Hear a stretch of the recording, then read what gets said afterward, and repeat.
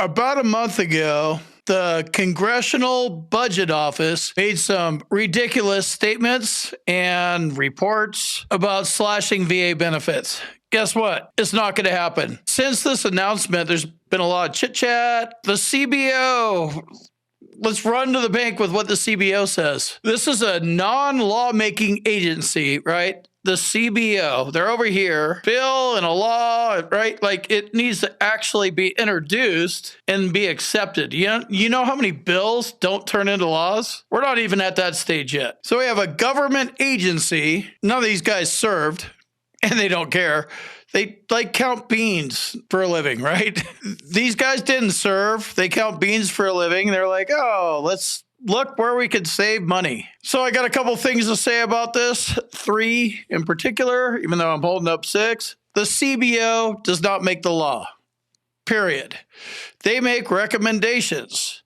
They are a government agency that started in 1975, and whatever, they're not as big as the VA, but they're a government agency with probably tons of people that need bonuses, and their employees need to make 120 grand a year or better, right? What is that, GS like 13 or 14? Like these guys need to get paid, so they got to like type some recommendations up. Let's save money. If they had their way, the Christmas tree at the White House would be dark every year. Save some power. Probably save a good $75 there, right? United States Navy would be turned into canoes. The United States Air Force, we don't really need that anymore. Let's just go make it part of the Army, and we'll, just put it back to the Army Air Corps like it was in 1947, right? So the CBO just puts out proposals. Bean counters do not make the law. The second person that doesn't pass the laws is the Secretary of Veterans Affairs, Secretary Denis McDonough. I don't agree with him much, but I actually agree with him here. He said that it's not a good idea to cut VA benefits for veterans. I actually agree with Denis McDonough here. This is rare because I don't agree with this guy or anybody in his position for the last 33 years.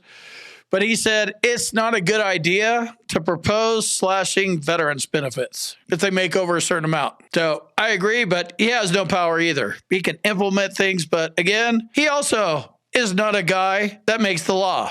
So what do we have left? The law. So here's the important part. The VA and the CBO and Congress, they don't need to go this far.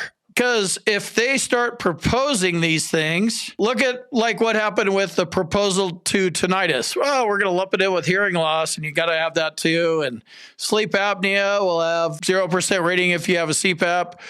That actually did become a bill, and that got slapped down. What's the status of that? Yeah, that was like 18 months ago.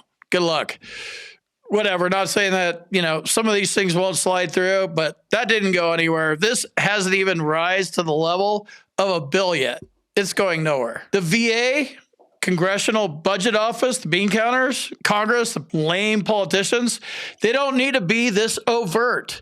They don't need to say, hey, if you make over $175,000 a year, we're going to slash you.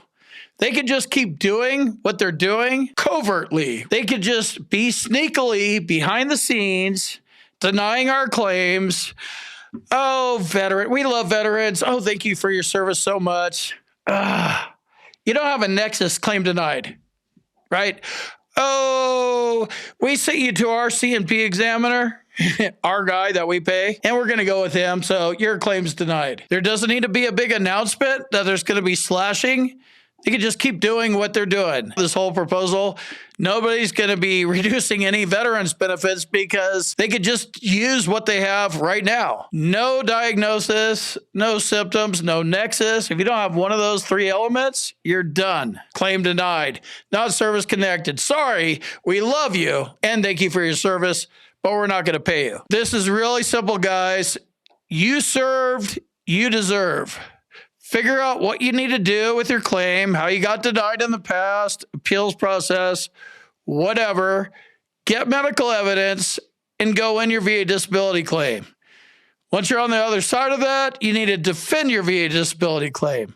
They have enough mechanisms in place, 55-year rule, 5-year rule, 10-year rule. Like they have enough stuff in place. They don't need to be overt about it and say, oh yeah, if you make 175 grand, you're going to reduce you. That's going nowhere. The debt ceiling crisis will end, and then it'll pop back up, and then they'll be like, oh, we're not paying for dependents because that seems expensive. This is going to blow over and die in about 2 months or a month, or who cares? Stay the course. Win your claim. How do I do that? Get medical evidence. Check out my med team and my boot camp links in the description.